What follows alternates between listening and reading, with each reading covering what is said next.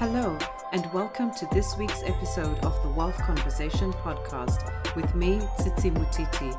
I guide high-achieving women on their journey to build lasting wealth so they can prepare for an abundant future in every area of their life. I hope that today's episode will help you to transform your relationship with money so you can make the choices that will enable you to create the opportunities and lasting wealth that you desire. Let's get straight into this week's episode. In this episode, I'll be discussing the importance of a financial life plan with Tina Weeks. Tina is the managing director of Serenity Financial Planning, a business which she set up to bring financial life planning to as many people as possible. Tina works with her clients over the long term, helping them build on and grow their financial plans so they can have enough money to do all the things that they want to do. Welcome, Tina, to the Wealth Conversation podcast. Oh, thank you for having me, Tsitsi. We've managed it, finally. Yes, indeed. The diaries have aligned. I know. Yeah. Well, Tina, please could you introduce yourself to the podcast listeners? So my name is Tina Weeks, and I run a financial life planning business called Serenity Financial Planning. I've been working with clients in a relational way, since 2009. So that's a long time. And I just love it. It's just, working with clients in that way has been so fulfilling to me. And I hope the rest of the team, that I just can't see another way of doing it. So for me, running the business in this way has been fantastic. And we've been, around for a while now. That's amazing, Tina. Now, could you share with us what a financial life plan is? Yeah, sure. I know it's something that is not very familiar to people. I mean, in fact, even financial planning is a relatively new concept. But when we look at financial life planning, we take it one step further. So we still do follow all the steps of creating a financial plan. So we get really clear on where you are now. We look at what you've got in place and what you need to do to achieve your objectives and meet your financial plan. But when we look at a financial life plan, we also look at the things that are really important for you so that you can live your best life, so that you can really consider all the things that are important to you. So you can look at all the things that you want to do, all the things you want to be, and maybe even have a conversation around the fact that you don't know what those things are. And with the help of a financial life planner, you can uncover them and explore them and start to build them into how you want to live the rest of your life. Oh, I love the fact that you've touched on the point that you may not know what you want, because I think certainly for me, before I joined the industry, I had this idea in my head that I should know, like it should be crystal clear to me what I want, how much I need to live, etc., and what I want to use my money for. But there've been stages where I've just had no clue. So thank you for mentioning that. Yeah, actually, I see it a lot with clients. And I think lots of people think they're the only ones that don't know exactly what they want their life to look like. And the rest of the world has it all figured out. Yeah. And that they should know. And I think the majority of people don't know. They certainly don't know the details. One thing that everybody wants is to have freedom. And it's not always financial freedom. It's freedom in every sense of the word.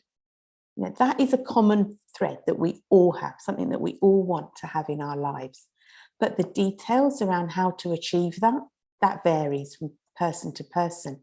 And in most cases, people have never been given the opportunity to have those conversations, to explore what is important or what would be fulfilling, what would give them joy, what would make them happy.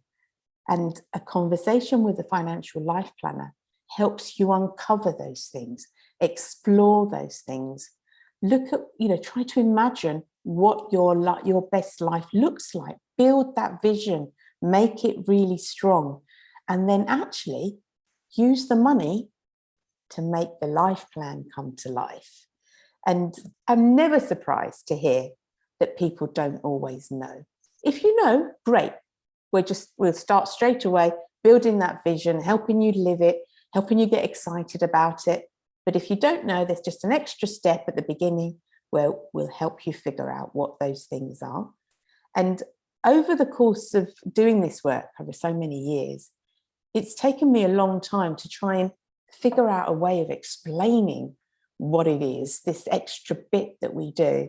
And I now call it your possibility story. So I work with you to develop your possibility story, to uncover all of those things that are important to you, all of the things that you want to do with your life, all of the things that you didn't even know were possible. We'll build them in to your possibility story. We'll give it life. We'll make it real. We'll help you get excited and inspired about it. And then I'll partner with you to make sure you stick to it, to make sure that we assess it. Every time we sit down, we'll be looking at, where are you in your possibility story? You said you wanted to do X, Y, Z. How is that going? What else do we need to look at?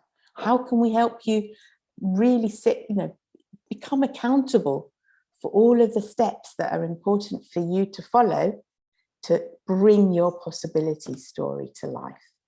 Wow. I've just got so excited about the possibility we'll story. need to do your possibility story then, Tsitsi. Everyone should have one. Everyone should have one. I want one now. And I love that your possibility story. It doesn't seem like heavy or, too difficult. It sounds so easy and straightforward. And you put in it whatever you want to. Oh. You build it according to what is important to you. And like I said, if you don't know, great. We'll start with a blank piece of paper and we'll build it piece by piece by piece. And sometimes actually what I've seen is that people's possibility story is actually the life they're living already. But because we all live in a society where there's an expectation to do more, achieve more, and there isn't that much clarity about the plans that we make for our future, then it always feels like you're not there yet. And with some clients, showing them that their possibility story, they're actually living it. What happens then is that they can relax, they can enjoy today. They can stop worrying, is there something that they should be doing that they're not doing? Is there something more? Is there something else? Instead, they really get to enjoy today because they know tomorrow's taken care of. They're already there. We need to now preserve what they've got in place already. Amazing. And yeah, I think you are so right that we're always looking at tomorrow and next week and not realizing that, we are living that life right now and we're not acknowledging it. And half the battle is acknowledging that where you are right now is where you should be. And even if you feel a bit uneasy about it, it's okay because there's so many possibilities. Yeah, and we don't get to even realize it because who was it that said, remember we're human beings, not human doings. Oh, yeah. So we don't really ever get time to just be. Yeah. We're rushing around all the time. Our lifestyle dictates that there is not really that much time in the day to just be, to just not do anything. In fact, multitasking is a badge of honor. Being busy is a badge of honor. And actually, it's only when we can slow down and just think about what we're doing and how we're living, and that stopping is just as important and just as needed as doing. Yeah, I completely agree with that. Completely agree.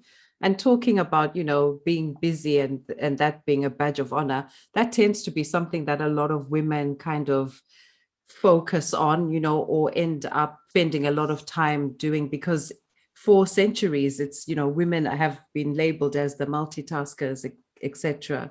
In your opinion, why do you believe that women should have a financial life plan? We've always been conditioned to be able to do everything.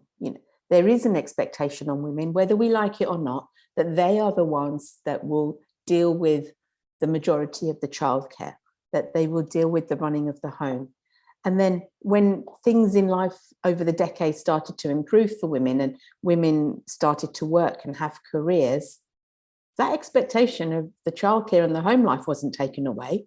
So instead, what's happened is that we're expected to have careers and manage the home life and manage the childcare. And that's just not feasible. And because of that, women not only do they not have a financial life plan, they don't actually have a grip on their finances mostly. I don't want to, label everyone the same, but women are just even busier, that they don't have the time to sit and think about what the future could look like. In fact, many women just struggle to get through their day-to-day with all of the long list of things that they have to get through, that even having time to sit and think about making plans for the future, it's just something that they don't have time to even get to, let alone start thinking about. And it's so important, because women are disadvantaged financially in so many ways. If they do take time out to have children, they come back to a career that they've had to pick up, at a different stage. In cases of divorce, they end up with less. That throughout their career, they make fewer pension contributions for all sorts of life transitions that they have to deal with. And I've mentioned childcare a few times. It's not always childcare. It tends to be women that are left with all sorts of caring responsibilities. It could be parents, it could be adult children, it could be all sorts of things that they have responsibilities for on top of their careers. And that makes it difficult to have a financial life plan, but even more important than why you should have one. I think both of us are really quite passionate about trying to empower women to take control of their finances and make decisions that are going to hold them in good stead in the future. And if not just financially, having an opportunity just to sit and look at their life and assess whether or not this is how they want things to be. And if it's not, what are they going to do differently? Having someone partner with you and help you to really design your life in that way feels like it's something that's not even an option for many women, because like we said, they're always so busy and they've got so much in their head that they've got to deal with. If people like us can highlight how important it is for women to play a big part in their own financial situation, we start to close the gap a little bit. And then a lot of things that we see, are just not equal. They're not. We're a long way from financial equality, and small steps towards women taking ownership of their situation a bit more by empowering them to be more educated in personal finance, to look at putting something in place that will give them a path to follow, taking advice, or these days there's so much on the internet that women can look at and find out about, but not assuming that someone else will either do that for them or that their life isn't important enough for them to focus on right now. Yeah, I completely agree with you, Tina, especially what you've just said about being in control, or at least knowing what is in place for your life, because if you do put it in someone else's hands, you just don't know what the end result is going to be. And I've seen a lot of cases where the individual who's been given that responsibility or assumed the responsibility of managing the family finances is no longer there, and it tends to be the woman who's left behind, and she has got no idea where to start. And in those sort of scenarios, it's quite stressful and could be even, dare I say, traumatic for some women, that, they may never want to deal with financial situations, for themselves, because just that barrier of getting to understand what's been put in place by someone else can be quite off-putting. Yeah, absolutely. And we all have a certain set of assumptions and judgments and preconceptions that we've carried with us. And they stop us moving forward sometimes. They stop us being able to dream big. They put blocks in our path when we're looking at trying to make plans for the future. And sometimes it's looking at those, trying to see those assumptions and judgments and preconceptions that we carry that we don't see. We're not always aware that they're even there, And what happens is that they put obstacles in our path that we're not even aware of. And a lot of these are acquired through childhood, that we learn through our parents, through other people that are around us, through our life experiences. And we don't realize that we do have a choice. And all we have to do is shine a light on what that way of thinking is. What is the story that we tell ourselves around money? And how can we change it so that it serves us better if it's not serving us right now? And unless we do that, I think it's really hard for people to focus and get excited about and build their possibility story. Because it always feels like you have to get past these obstacles to be able to have the freedom and clarity of mind to really dream big and allow yourself to really try to imagine what your possibility story could look like. So even if women could just start to think about and accept that there may be some blockers there that are stopping them moving forward. They don't have to know what they are or how to deal with them. There are people like me and you that can help them work through those things. But acknowledging that sometimes there are blocks in place and what can you do to move through them means that your possibility story is going to be richer, it's going to be more fulfilling, and it's going to give you the freedom that we all crave. Yeah, I love that. And I understand the whole thing about money blocks and all those things. And it's so true. It's so true. Until I started doing the work, I hadn't realized how much of my childhood had impacted the financial decisions I used to make. And, some of the decisions I make today.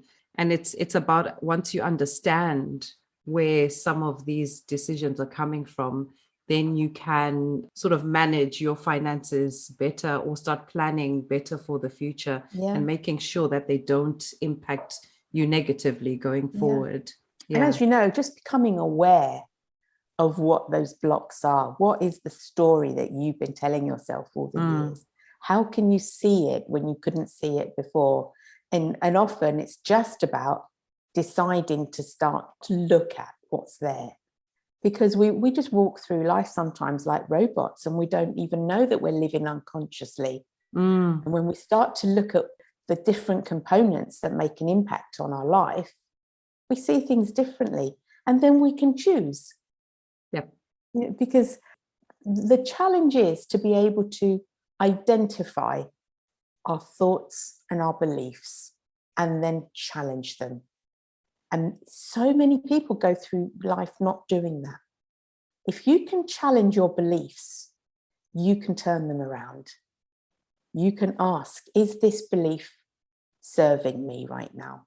Is this thought serving me right now? And if it isn't, what does it need to be to serve me better? If you do that, I call it clearing the decks of all the blocks. If you can do that and put yourself in a position where you have more clarity to be able to build your possibility, then suddenly you're introducing more purpose and meaning to your life on top of the freedom that we all crave. Absolutely love it. And I think it's really important just to, at least I feel it's important for me to say that if you have somebody helping you to be accountable and just prodding you along that journey, you can get to your end result much quicker. Because sometimes we spend a lot of time going around in circles when we're trying to understand these blocks ourselves. But when you've got someone holding your hand who's had experience with this, it gets you there much quicker and you can start living your possibility story, sooner rather than later. Yeah, absolutely. Yeah. The first decision is just deciding that that's the direction you want to go in, that you're ready to start looking at what you need to do to really start to live your best life. Yeah, I agree 100%. And on that note, What are the steps, Tina, that you take your clients through when helping them to create their financial life plan? So the important thing really is to get a clear idea in your head about what you're trying to achieve. And that's where the possibility story comes in. So how you bring it together for yourself is up to you. You can sit down with someone like me or you, Tsitsi, and we can help people put their possibility stories together. And I've had people that I've worked with that have done it in a variety of ways. They've put mood boards together or vision boards. They put it all together in a poem or a song, or they've just written prose, or whatever it is that makes it feel real to you and you can identify with it and own it. And putting as much detail in that possibility story as possible makes the likelihood of you sticking to it and working on it, much higher. And really try to live into it. Use your imagination. If we can imagine something, it feels real to us. So think about and imagine all the different components of that possibility story and what life would look like for you. When you've got that possibility story as clear as it can be, there are lots of steps that you can do. We talked earlier about accountability and working with someone to deal with some of the less financial issues that you could get some help with.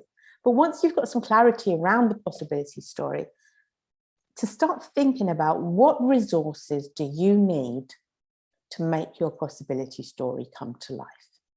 And I put them in 3 categories. I call them get organized, get clarity, and then get moving. And I'll talk you through each one because this is something that everyone can do. If you have more complex needs and you need to sit down with a financial planner or a financial life planner, then absolutely do so. But everyone can make a start on this right now. And there are lots of little things that everyone can do to improve their financial situation and to get a grip on their personal finances. Because just those sorts of things empowers you to really feel like you can make changes in other areas too. So I can't wait. I can't wait for you to break them down. Sorry, Tina. It really is really simple. We're not going to be talking rocket science here. This is something that everyone can get started with. And the first step is to start to get organized, to know where all your stuff is. So many people have bits and things all over the place and they just don't have that clear picture. So the first thing is get gathering. Gather all your data, gather all your stuff. Start off with different categories. So you need to look at what have you got by way of pensions right now? If you are an employee, you will at least have a workplace pension.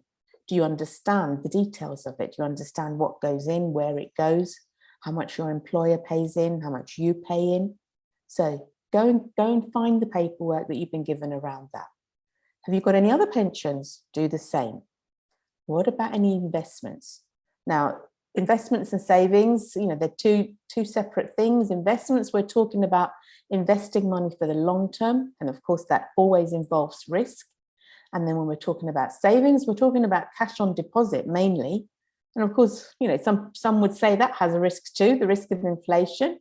But at least cash on deposit, you tend to know what the numbers are more accurately on a day-to-day basis. So get an idea of what you've got. How much have you got in the bank?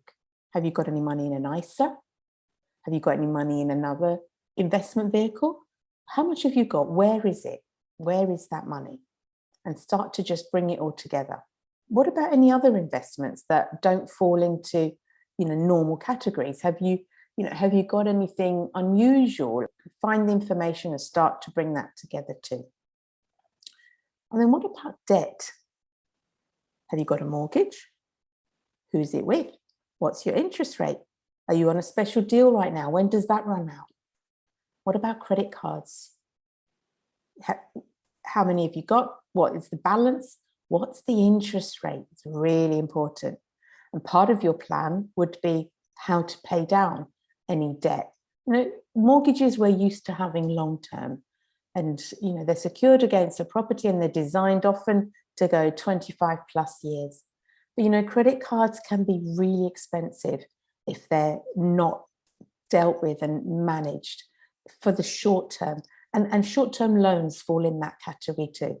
So in this first step, when we're getting organized, it's just about gathering the information and bringing it all together. If you like to write in notebooks, do it in a notebook. If you're a spreadsheet person, do it on a spreadsheet. It doesn't matter how you collate the information. The important thing is that you are organized and you bring it all together. Don't forget to look at your estate planning. Have you got a will in place? Have you got your powers of attorney in place? Where is the information? If something happened to you, how would people know where everything was? So this big step is quite a big step, and some people might struggle with this. Our internal narrative, our money blocks, sometimes they stop us doing what other people might think is really simple. Some people might hear me saying, get organized, and they think, well, yeah, I can do that. That's really simple. I'll go and grab the paperwork. Someone else might hear it as something that actually feels quite fearful. Or there might be some shame around that. Or there might be any other, what I call survival response, that stops them doing it. And it might be why they haven't done it already. That's a case where someone might be able to help you, to talk you through, to just hold your hand through this exercise, because you can see that there's something going on that's stopping you, and you can get some help. This getting organized piece is a really important piece because it's the beginning. And if you can get going with it, it means that you started on your journey of empowerment to understand your finances. So that's step one. Once you've got everything together, were you going to say something there, Tsitsi, about No, step I was just one? going to say, it is a big step, and I can see why it's so important. And it just takes me back to when I decided to get organized about my finances, and I was working to get myself out of debt. And it can be quite daunting because, on a very simple level, it's just trying to find all the paperwork. And for some people, they've been shying away from looking at the paperwork. So you don't even know what is in the paperwork until you go through this step. But more often than not, the reality is far less scary than the story we've created in our minds. Absolutely. It's that story. It's that story that causes us pain. And, knowing is always better than not knowing. Definitely. Even if the situation is not as you'd like it to be, or it's a situation that you're not happy with, knowing is always better than not knowing, because when we know, we can start to take steps to change things. When we put our head in the sand and hope that it will all go away if we don't look at it, what happens? Things just get worse. And our feelings around money get worse or harder. And we find that we're just not able to progress. And one of the most beautiful things I've seen over the years, Tsitsi, is that when people start to get a grip of their money, actually they start to get a grip on so many other areas of their life. Money is related to so many other things that we have to deal with. Our relationship with money often dictates the relationship we have with so many other areas in our life. And if we can get that bit sorted, it gives us a bit of a head start on everything else. So absolutely, I think that knowing is much better than not knowing. I completely agree. I do. And if you're listening to this and thinking, I just can't do it, take baby steps. Absolutely. Little bits of progress each day. If all you can do today is just search through your emails and see what your employer might have sent you about your pension, great. Give yourself a pat on the back and accept that for you, it's going to take a little bit longer, but you're going to make a little bit of progress every day. You're not going to stop until you've got it all, and just take it slow. Yeah, I think that's really good advice. That's really good advice, Tina. Yeah. And so the second step is get clarity. Clarity. So you've now got everything. You've got all the information. You know where it is. You know how to find it. You know where it's set up. What are you going to do with it? Get clarity is all about understanding what you've got. Getting some clarity around what it means. What does it mean that you've got a whole bunch of money sitting in cash in a bank account and you've not done with anything with it? What does it mean that you've got a load of debt on credit cards but are overspending in areas? What does it all mean? If you have a high interest rate, what does that actually mean on your credit cards?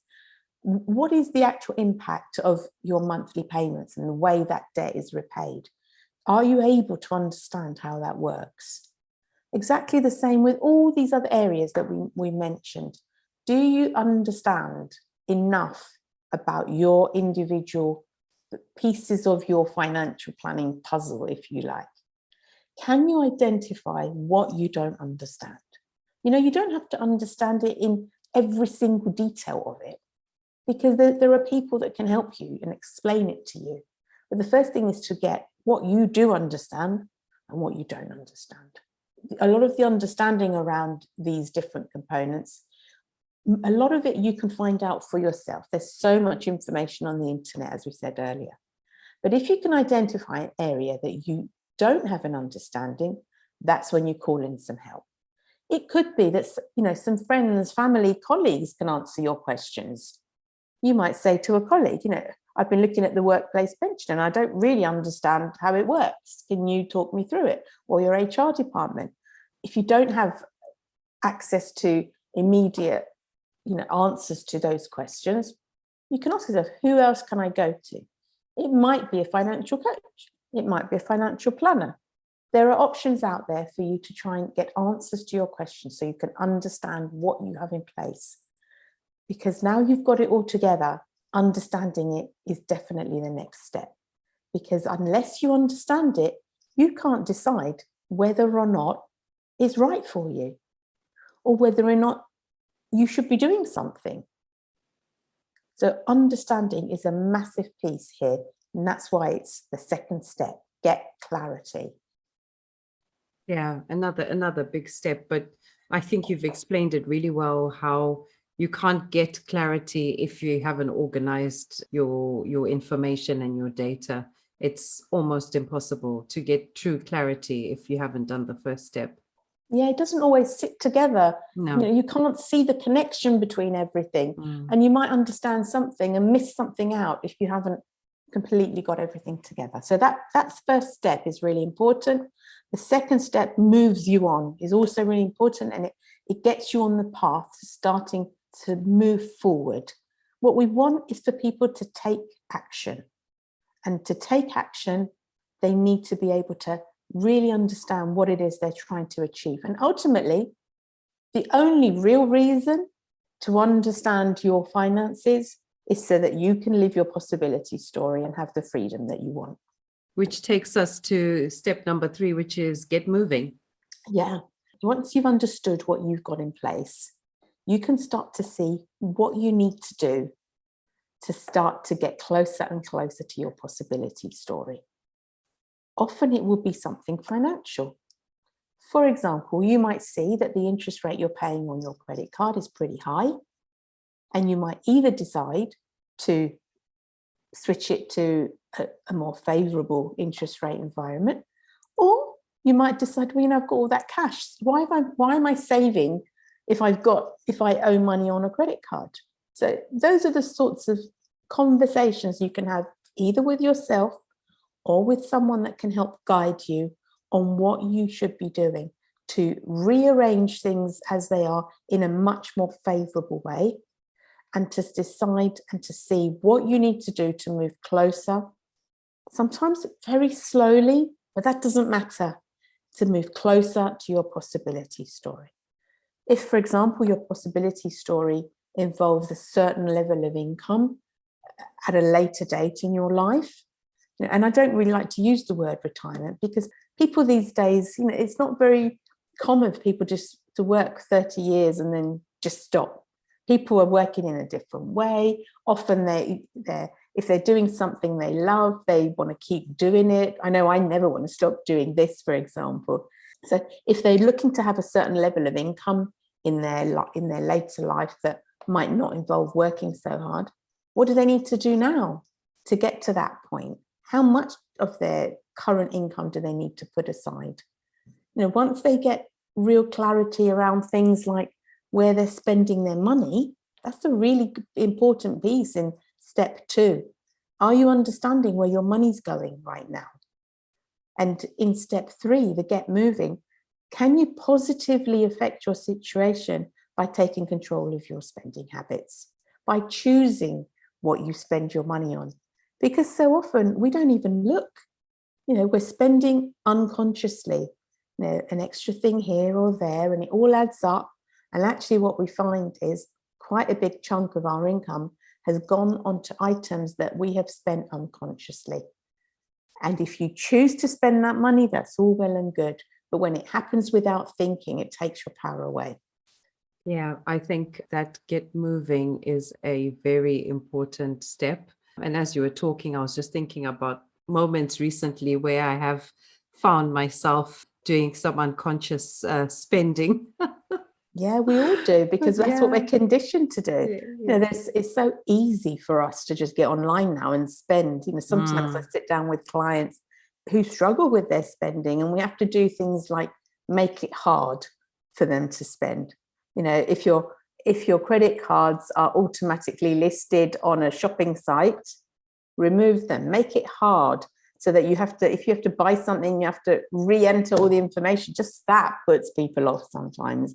Or say to yourself, if I'm going to buy it, I'm going to put it in the basket and I'll buy it in the next 24, 48 hours and come back to it. If you still feel the same, then fair enough. But in most cases, that need, that fix, we get from spending abates when we introduce, some time between spending or choosing to spend and spend. So yeah, get moving will mean different things for different people. Everyone will have different things that they need to work on, different actions that they need to take. That's why the first 2 steps are really important, because they give you the information so that you can then decide, what do I need to do? Okay, so I need to work on certain areas. The clarity you get might be that you need to just completely change your current situation, live in a different place, work in a different environment. Who knows? So the choices that you make are purely tailored to living your possibility store, and it'll be different for everybody. I think that's really key, that people realize that, we all have our own unique possibility story. The world we live in now is just full of solutions that are very generic. And I think that does cloud a lot of people's judgments. I say this from experience from, my earlier years in life where, I felt like the path I should be taking is this way because so-and-so said it should be like that. And some of those people are our parents, they've got an idea of what they want us to become, etc. And we tend to take that on consciously or unconsciously. And it does have an impact on us later on, and the industries we end up in, or not, if you're a bit of a rebel. Yeah. Or sometimes you just follow the path and you don't even realize that you haven't been the one that's chosen that path. You've just jumped on it and followed along, and here you are 20 years later saying, oh, actually I was really good at drama or horse riding or whatever it was, and I never even looked into that. So that's why I love the possibility story, because you look at things with fresh eyes. If you've got a blank piece of paper now, build it the way you want to build it and add what you want to add. And we hear, particularly with women now, there's so many people, especially through lockdown, and particularly women, who have started working for themselves. They've decided they want a different career, they want a different way of working, a different work-life balance, different relationships with family, and they set up their own businesses. And for those women, especially, it's really important to get a handle on your personal finances and to get a handle on your business finances. They're 2 very separate things, and intermingling them just makes life really confusing. So if you follow the 3 steps, do it separately one for you and one for your business, so that you know exactly where you stand. I love a process that you can overlay on different aspects of your life. Yeah. Yeah, it's great. And yeah, it's so important, if you are running your own business, to separate the finances. Yeah. Definitely really important. I And be think aware of the things you need to do. yeah, That if you're not an employee and you're self-employed, or you're the owner of a limited company, you are now responsible for everything that you need, and you have to look at it and see, what do I need to put in place to make this work? yeah. That is a topic for another episode, Yeah, Tina. yeah, business owner We've clients. just found one. Absolutely. Yes. Well, Tina, as you know, I believe that to create true wealth, we must all be clear on what wealth means to us in each area of our life. And I call these the Wealth Cornerstones. So in a few words, please, could you share with us what wealth means to you in terms of your physical, mental, spiritual, social, and financial well-being? Sure. I mean, for me, it was always about feeling like I had freedom. So if I had freedom, I had wealth. And I knew a lot of that came from not just financial stability, but also the relationships I had around me.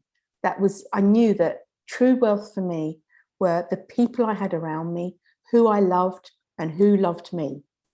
And then over the last couple of years, I realized that for me, actually, it turned out that health was a massive thing that I'd never appreciated before. And then when I lost my health, and I've had some health struggles over the last couple of years, I realized how important it is. And for those that are healthy, how important it is to really appreciate and enjoy the health that you have, because we just don't know when we're going to lose it.